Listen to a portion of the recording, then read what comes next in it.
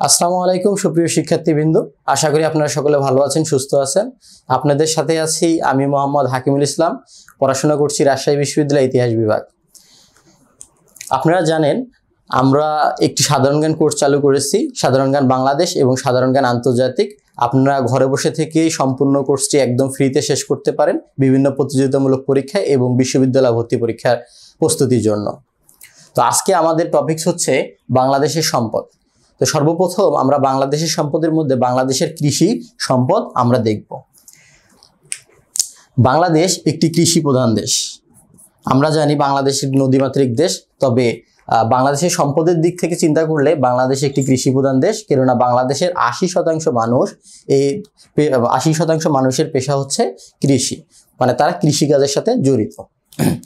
তো সর্বপ্রথম আমরা দেখব হচ্ছে কৃষি সম্পর্কিত কিছু অধিদপ্তর এবং ইনস্টিটিউট, যেগুলো বিভিন্ন প্রতিযোগিতামূলক পরীক্ষায় আসছে এবং আবারও আসার সম্ভাবনা রয়েছে। সবার উপর রয়েছে ডিএই, department of agriculture. ডিএই, department of agriculture extension. এটির সদর দপ্তর হচ্ছে ফার্মগেট, ঢাকা। এটির বাংলা হচ্ছে কৃষি সম্প্রসারণ অধিদপ্তর।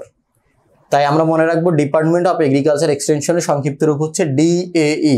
দ্বিতীয়টি হচ্ছে BARC, Bangladesh agriculture research council. ডিএই এবং বিএআরসি এর সদর দপ্তর একই জায়গায় অবস্থিত, ফার্মগেট, ঢাকা। এরপরে রয়েছে বিএডিসি, বাংলাদেশ এগ্রিকালচার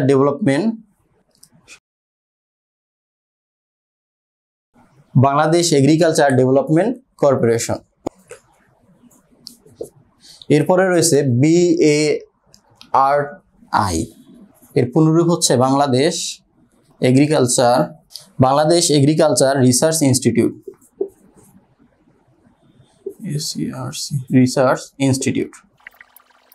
এবং বিআরআরআই এর পুনরূপ হচ্ছে বাংলাদেশ। এই দুইটির সদর দপ্তর হচ্ছে জয়দেবপুর, গাজীপুর। তাইলে আমরা দেখতে পাচ্ছি যে কৃষির সাথে জড়িত যে অধিদপ্তর এবং যে অর্গানাইজেশনগুলো বাংলাদেশে প্রতিষ্ঠিত, সেগুলো সদর দপ্তর এবং তার পূর্ণরূপ DAE, department of agriculture extension, কৃষি সম্প্রসারণ অধিদপ্তর, এবং BARC, Bangladesh agriculture research council.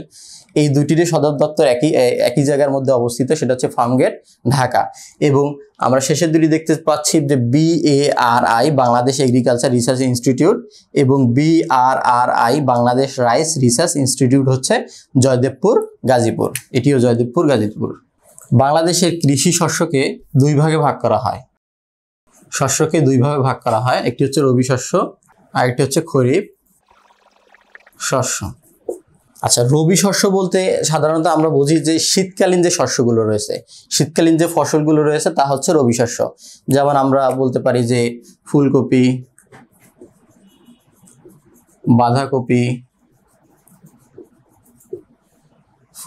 বাঁধাকপি, টমেটো, তারপরে বলতে পারি মরিচ, তারপরে হচ্ছে বোরো ধান ইত্যাদি।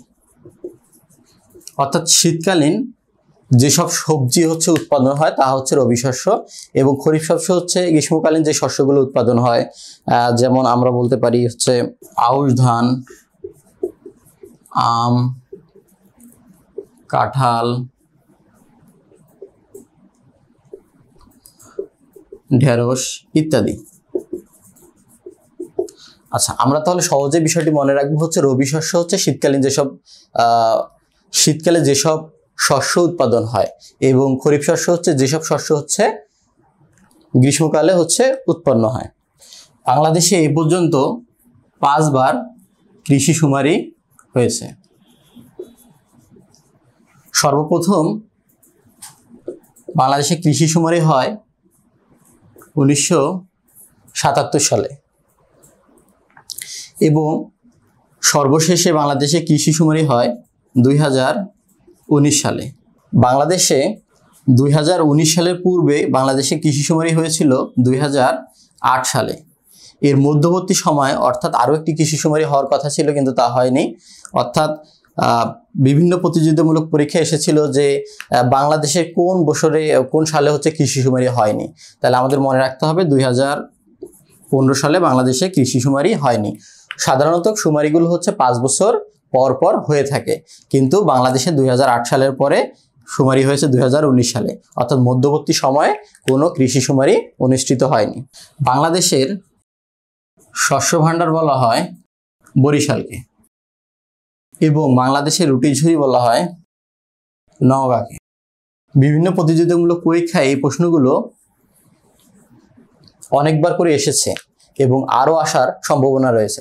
তাই আমরা অবশ্যই এই তথ্যগুলো হ্যান্ডনোট করে নেব এবং মনোযোগ দিয়ে পড়ব। এবার আমরা দেখব অর্থকারী ফসল। আসলে অর্থকারী ফসল কি? অর্থকারী ফসল হচ্ছে সেই সব ফসল যা বিদেশে রপ্তানি করে বৈদেশিক মুদ্রা অর্জন করা হয়। অর্থাৎ আমদানি মানে হচ্ছে বিদেশ থেকে নিজের দেশে পণ্য নিয়ে আসা, এবং রপ্তানি মানে হচ্ছে পণ্য বাইরের দেশে বিক্রি করা।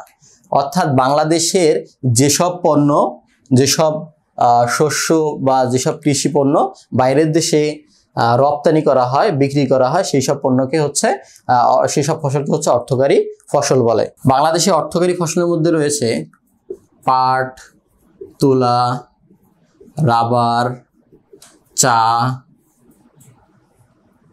ইত্যাদি। বাংলাদেশের প্রধান অর্থকারী ফসলের মধ্যে পাট অন্যতম। এবার আমরা কৃষির যে সম্পদ রয়েছে তার মধ্যে অর্থকারী ফসল পাট সম্পর্কে জানব। পাট রপ্তানিতে বাংলাদেশের অবস্থান দ্বিতীয়। পাট রপ্তানিতে বাংলাদেশের অবস্থান দ্বিতীয়, কিন্তু প্রধান বৈদেশিক যে আমাদের অর্থকারী ফসল রয়েছে তা কিন্তু বাংলাদেশের পাট, এবং এই জন্য পাটকে বলা হয় সোনালী আঁশ। সোনালী আঁশ।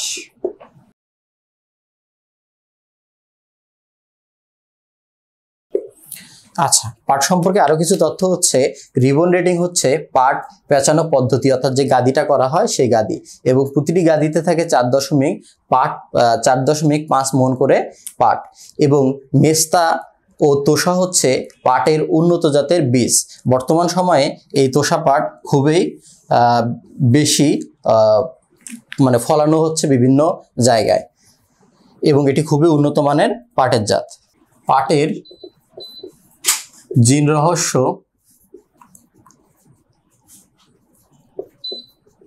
উন্মোচন করেন ডক্টর মুকসুদুল আলম।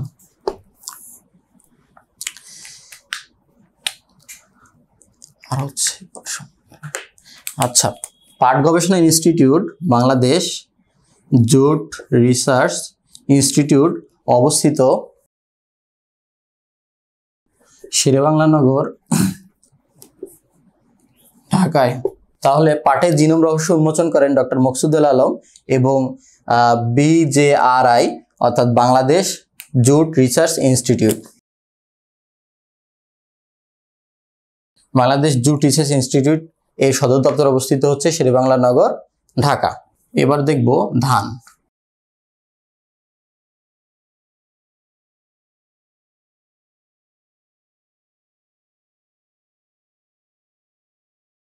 বাংলাদেশের ধান যে ফসল তা যে সময় হচ্ছে ফসল চাষিরা চাষ করে এবং ক্ষেত থেকে জমি বাড়িতে আনে বা ফসল কাটে, তার সময়কালগুলো আমরা একটু দেখব। এগুলো বিভিন্ন পরীক্ষায় আসে।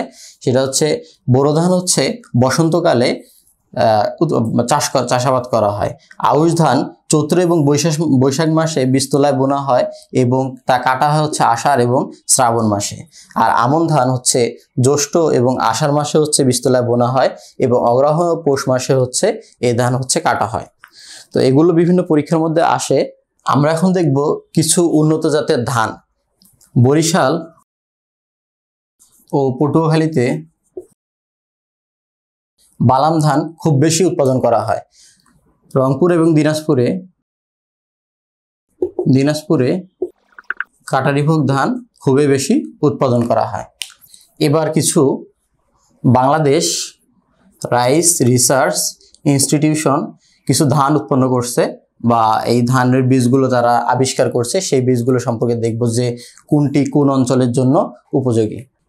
বৃধান 11, বৃধান 40, 41, বৃধান 33, বৃধান 28। এই ধানগুলো বিভিন্ন অঞ্চল ভেদে চাষাবাদ করা হয়, কেননা এক একটি ধান এক এক ধরনের বৈশিষ্ট্য বহন করে। যেমন বৃধান 28 হচ্ছে বন্যা প্রবল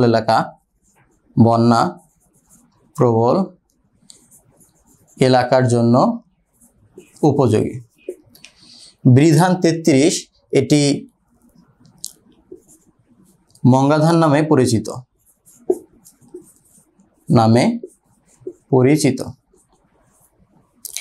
বৃধান 41 এবং 42 এটি হচ্ছে লবণাক্ত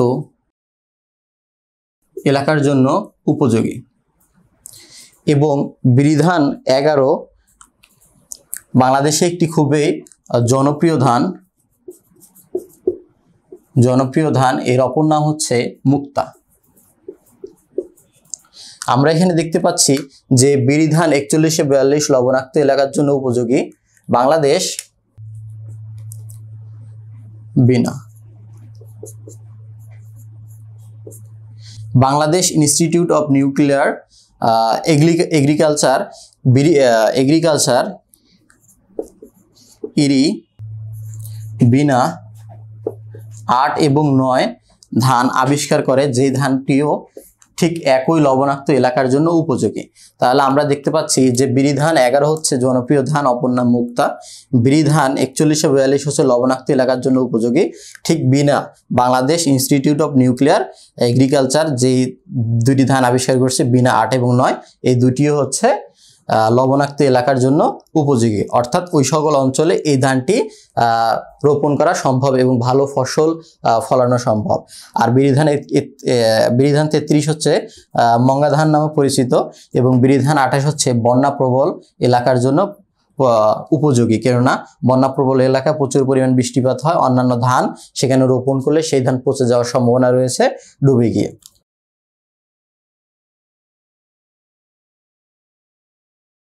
এবার আমরা দেখব বাংলাদেশের সম্পদের কৃষি অন্তর্ভুক্ত চা, যা আমরা একটু আগে দেখেছি যে চা হচ্ছে বাংলাদেশের একটি অর্থকরী ফসল। চায়ের আদি নিবাস হচ্ছে চীনে আজ থেকে কয়েকশো বছর আগে প্রচুর পরিমাণ চা উৎপাদন হতো এবং ব্রিটিশরা চীন থেকে চা নিয়ে গিয়ে চীনদেরকে হচ্ছে আফিম দিয়েছিল। এর জন্য আমরা জানি যে 1842 সালে হচ্ছে ইঙ্গো চীনদের মধ্যে আফিম যুদ্ধ হয়েছিল। প্রথম বাণিজ্যিকভাবে চা চাষ হয় হচ্ছে মালনীছড়ায় এবং চা সব থেকে বেশি চাষাবাদ করা হয় সিলেট বিভাগে। চা বেশি চাষ করা হয় সিলেট বিভাগে। চাষের জন্য উপযোগী হচ্ছে সিলেট বিভাগ, কেননা সেখানে প্রচুর পরিমাণ বৃষ্টিপাত হয় এবং বাংলাদেশে সবথেকে বেশি চা বাগান রয়েছে 91টি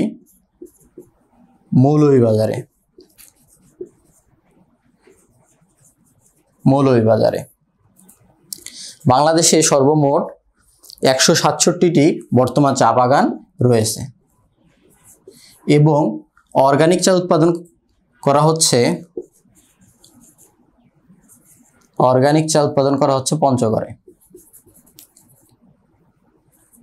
পঞ্চগড়ে। আমরা এইমাত্র দেখলাম যে বাংলাদেশে সবথেকে বেশি চা উৎপাদন করা হচ্ছে, চা বাগান রয়েছে হচ্ছে শ্রীমঙ্গল মৌলভীবাজার। আর তাই এর থেকে আমরা ধারণা নিতে পারি যে বাংলাদেশে যে চা গবেষণা ইনস্টিটিউট বা চা গবেষণা ইনস্টিটিউট রয়েছে তা হচ্ছে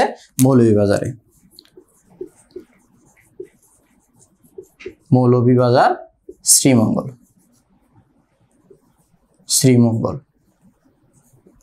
1961 সালে সর্বপ্রথম চট্টগ্রামের রামুতে রাবার চাষ শুরু হয়। আর আমরা দেখেছি যে রাবার একটি অর্থকারী ফসল। বাংলাদেশের একটি উল্লেখযোগ্য অর্থকারী ফসল হচ্ছে রেশম। বাংলাদেশে সবথেকে বেশি রেশম উৎপাদন করা হয় রাজশাহী বিভাগে।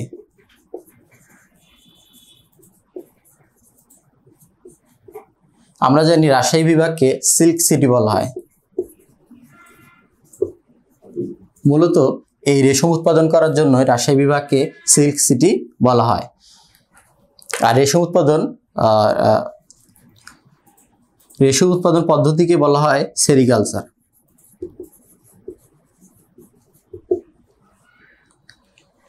রাজশাহী উত্তরবঙ্গের একটি বিভাগ এবং রাজশাহী আমরা জানি যে রাজশাহী বিভাগ বরেন্দ্র অঞ্চলে অন্তর্ভুক্ত ছিল এবং অনেকটাই উঁচু, এবং এই রেশম উৎপাদন করতে যেই তুঁত গাছ চাষাবাদ করতে হয়, সেই তুঁত গাছ রাজশাহী বিভাগে খুবই ভালোভাবে জন্মায়। তাই রেশম পোকার জন্য এই খাদ্য অত্যন্ত গুরুত্বপূর্ণ। এই কারণেই রাজশাহী বিভাগ রেশম উৎপাদনের জন্য অনেক বেশি উপযোগী। আর রেশম গবেষণা কেন্দ্র রাজশাহীতে অবস্থিত। বাংলাদেশে সবথেকে বেশি তামাক উৎপাদন হয় হচ্ছে রংপুর বিভাগে। রংপুর বিভাগের লালমনিরহাট জেলা সহ উত্তর দিকের বেশ কিছু বিভাগে প্রচুর পরিমাণে তামাক উৎপাদন হয়। বাংলাদেশে সবথেকে বেশি তুলা উৎপাদন করা হয় যশোর বিভাগে। বাংলাদেশে কৃষি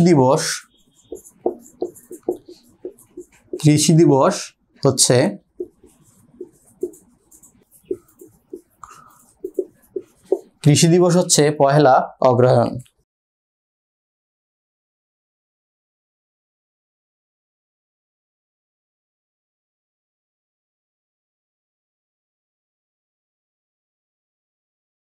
এখন আমরা দেখব বাংলাদেশের যে কৃষি যে শস্যগুলো রয়েছে এগুলোর কিছু উল্লেখযোগ্য উন্নত জাতের হচ্ছে শস্য। এখন আমরা দেখব কৃষি শস্যের মধ্যে কিছু উন্নত জাতের শস্য, যেমন আমরা ধান। আমাদের বইয়ে, আমি যে বই থেকে পড়াচ্ছি নাইট জিকে ম্যাজিক, এই বইয়ে ধানের অনেকগুলো নাম রয়েছে আপনারা দেখতে পাচ্ছেন। এই ধানগুলোর মধ্যে আপনারা লক্ষ্য করবেন যে আশা, চন্দিনা, বাংলামতি, সুফলা, ময়না, সোনার বাংলা, মোহনী, কিরণ, দিশারি, এই সবগুলো হচ্ছে মেয়েদের নামে। তাইলে আমরা সাধারণভাবে ধারণা করতে পারি যে ধানগুলোর অধিকাংশ নামে হচ্ছে মেয়েদের নামে, এবং অল্প কিছু বাদ শুধুমাত্র গমের মধ্যে এখানে এই যে সোনালিকা এবং শতাব্দী, আর হচ্ছে এই আমের মধ্যে হচ্ছে ইলামতি এবং সরিষার মধ্যে হচ্ছে অগ্রণী। এই কয়েকটি নাম বাদ দিয়ে যত মেন নাম আছে সবগুলো আমরা ধানের মধ্যে দেখতে পাচ্ছি। আশা, চন্দিনা, বাংলামতি, সুফলা, ময়না, সোনার বাংলা, মোহনী, কিরণ, দিশারি।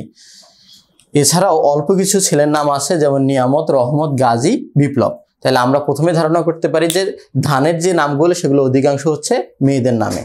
তারপর আমরা গম দেখতে পাচ্ছি, গমের অধিকাংশ নামগুলো হচ্ছে ছেলের নামে, যেমন আকবর, বরকত, রহমত, গাজী। এছাড়া দুইটি রয়েছে ইউনিক, সেটা হচ্ছে সোনালিকা ও শতাব্দী। আর আলুর যে নামগুলো রয়েছে যেমন ডায়মন্ড, কার্ডিনাল, গ্রানুলা, সুন্দরী, অ্যাস্টেক্স।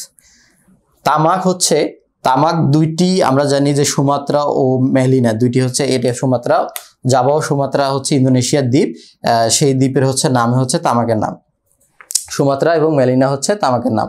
আর আম হচ্ছে, যেহেতু আম বেশি উৎপাদন হচ্ছে রাজশাহী এবং চাঁপাইনবাবগঞ্জে, আর আমরা এর আগের ক্লাসে পড়েছিলাম যে রাজশাহীর পাশ দিয়ে প্রবাহিত হয়েছে বাংলাদেশের একটি বৃহৎ নদী পদ্মা। সেই পদ্মা নদীর হচ্ছে প্রধান উপনদী ছিল মহানন্দা, তাই আমের নাম হচ্ছে মহানন্দা, ইলামতি, মোহনভোগ, গোপালভোগ, ন্যাংরা।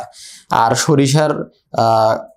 সরিষার উন্নত জাতের বীজের নাম হচ্ছে সফল, অগ্রণী, মরিচ হচ্ছে যমুনা। এছাড়াও আরো কিছু আছে, আপনারা বই থেকে দেখে নেবেন এবং কয়েকবার পড়লে আশা করা যায় মনে থাকবে। আজকে আমি পড়াচ্ছি সাধারণ জ্ঞান, বাংলাদেশের সম্পদ। আমি পড়াচ্ছি জিকে ম্যাজিক বই থেকে। আপনারা যারা ঘরে বসে থেকেই সাধারণ জ্ঞানের সম্পূর্ণ কোর্সটি ফ্রিতে শেষ করতে চান, তারা এই বইটি ক্রয় করতে পারেন night24.com অথবা রকমারি.com থেকে।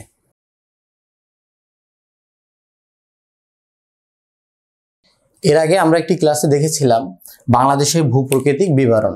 আজকে আমরা দেখব হচ্ছে বাংলাদেশের সম্পদ, কিন্তু বিষয়টা অনেকটাই রিলেটেড, অনেকটা সম্পর্কযুক্ত। কেননা আমরা দেখেছিলাম বাংলাদেশের ভূপ্রাকৃতিক বিবরণে বাংলাদেশকে 3 ভাগে ভাগ করা হয়।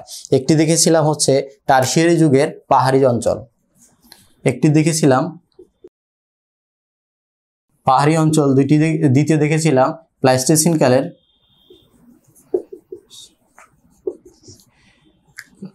সোপান সমূহ, আরেকটি দেখেছিলাম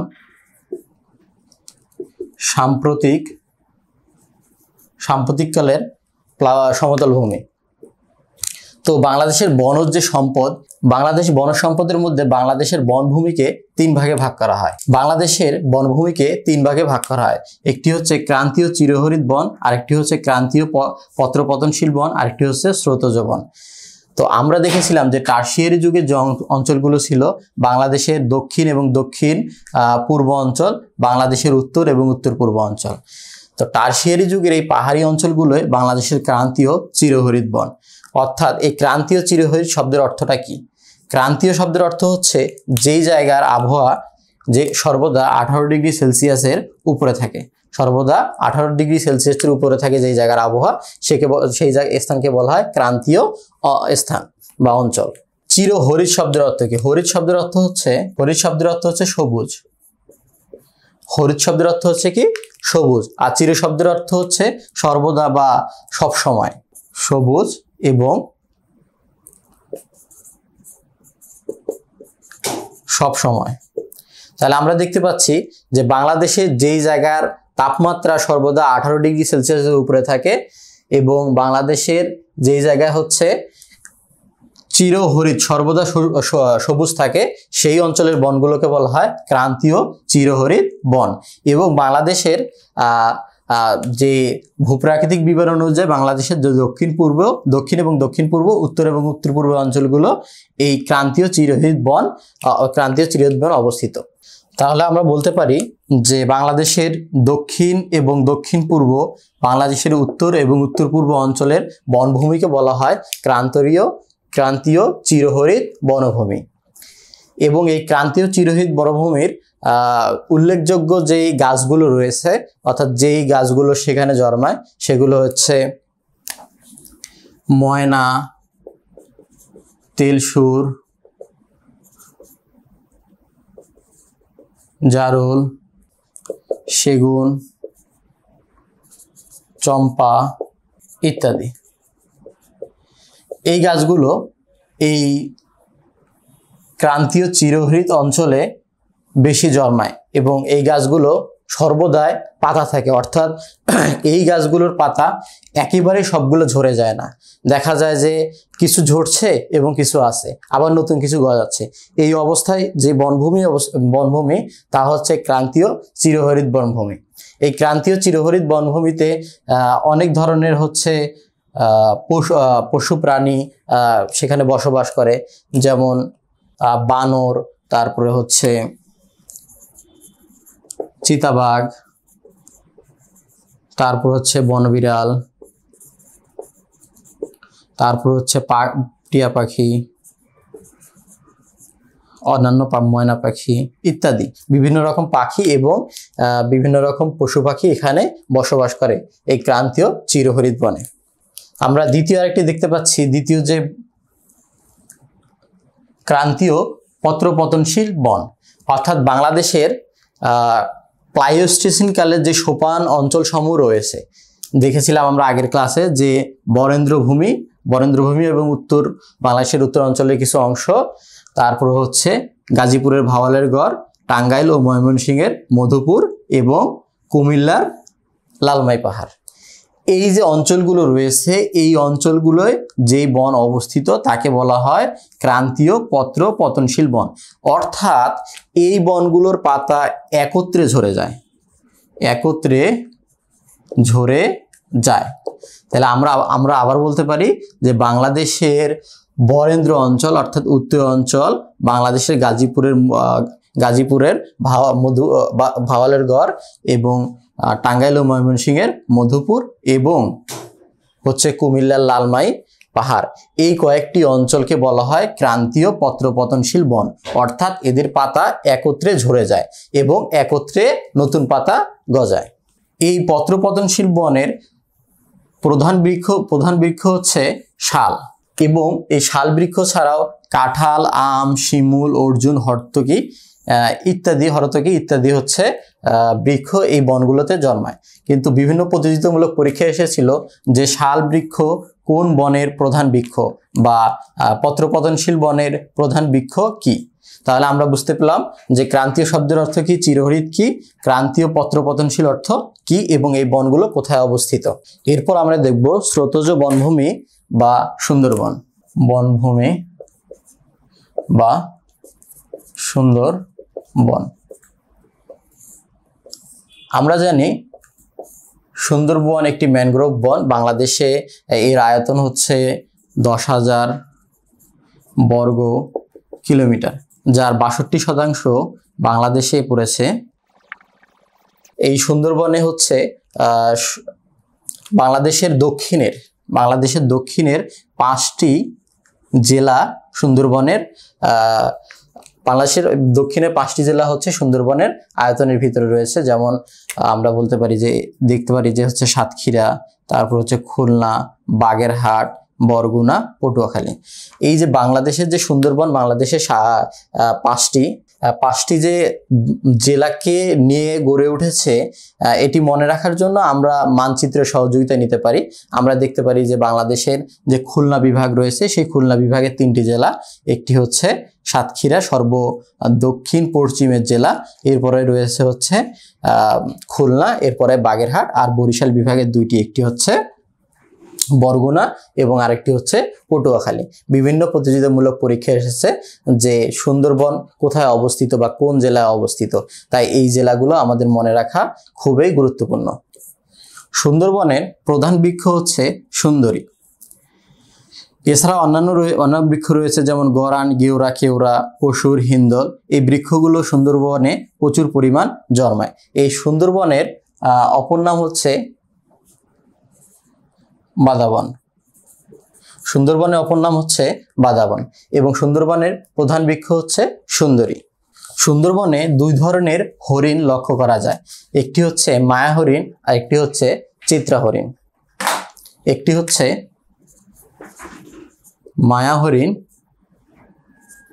আরেকটি হচ্ছে চিত্রা হরিণ। আমরা জানি যে হরিণ পয়েন্ট ও টাইগার পয়েন্ট অবস্থিত হচ্ছে সুন্দরবনে।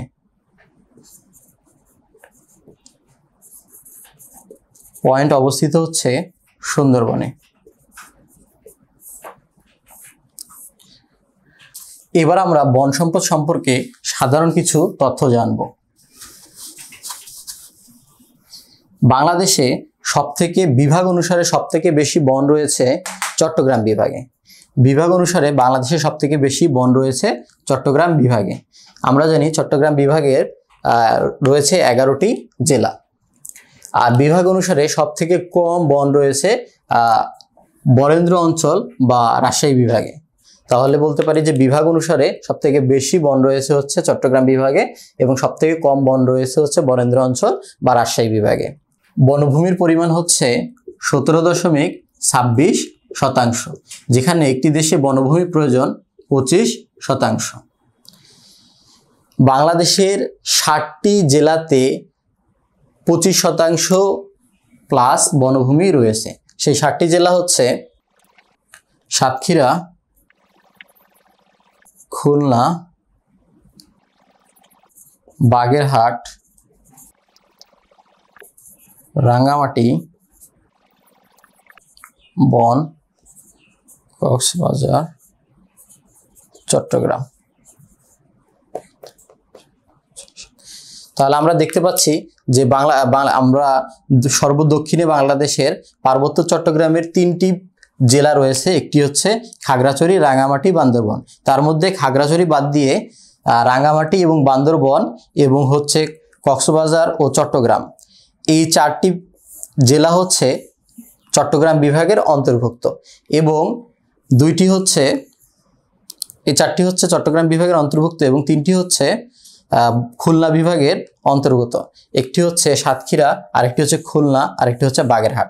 তাহলে আমরা যদি মানচিত্র দেখে এটি পড়ি তাহলে হচ্ছে দীর্ঘ সময় মনে থাকবে।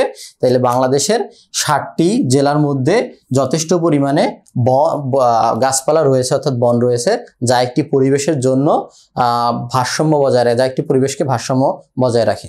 জলাভূমি বন, আসলে জলাভূমি বলতে বোঝায় যে অঞ্চলে গাছগুলো হচ্ছে অধিকাংশ সময় জলের ভিতরে থাকে। যেমন আমরা সিলেট বিভাগ দেখতে পারি। সিলেট বিভাগে আমরা এর আগেই পড়েছি যে অনেকগুলো হচ্ছে হাওর এবং বিল রয়েছে, টাঙ্গুয়ান হাওর, তামা বিল সহ অনেকগুলো বিল রয়েছে, যেগুলোতে হচ্ছে বছরের বেশি সময় ধরে পানি থাকে।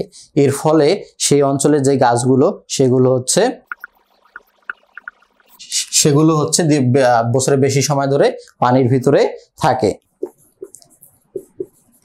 এই অঞ্চলে উল্লেখযোগ্য গাছ হচ্ছে হিজল, করচ, তারপর হচ্ছে পিটালি। পরিবেশবাদী সংগঠন অর্থাৎ পরিবেশ এবং পরিবেশকে রক্ষার জন্য বা পরিবেশের ভারসাম্য ঠিক রাখার জন্য পৃথিবীতে অনেকগুলো অর্গানাইজেশন আছে।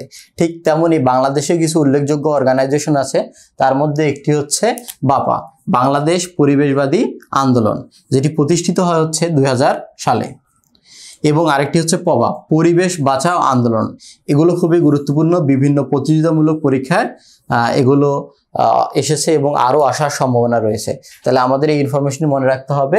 বাপা হচ্ছে বাংলাদেশ পরিবেশবাদী আন্দোলন, যা প্রতিষ্ঠিত হচ্ছে 2000 সালে। পবা হচ্ছে পরিবেশ বাঁচাও আন্দোলন। এছাড়াও রয়েছে বাংলাদেশ পরিবেশ বিষয়ক সংগঠন এবং বাংলাদেশ পরিবেশ বিষয়ক আইনজীবী সমিতি সহ বিভিন্ন সংগঠন রয়েছে, সেগুলো আমাদের বইয়ে আছে, সেই বই থেকে দেখে নেবেন। তো আজকে বাংলাদেশের সম্পদের মধ্যে আমরা কৃষি সম্পদ এবং বন সম্পদ সম্পর্কে দেখলাম। তো আশা করি সকলের ভালো লেগেছে। আপনারা ভালো লেগে থাকলে লাইক করবেন, চ্যানেলটি সাবস্ক্রাইব করবেন। আপনারা সকলে ভালো থাকবেন, সুস্থ থাকবেন। দেখা হচ্ছে আগামী ক্লাসে। আল্লাহ হাফেজ।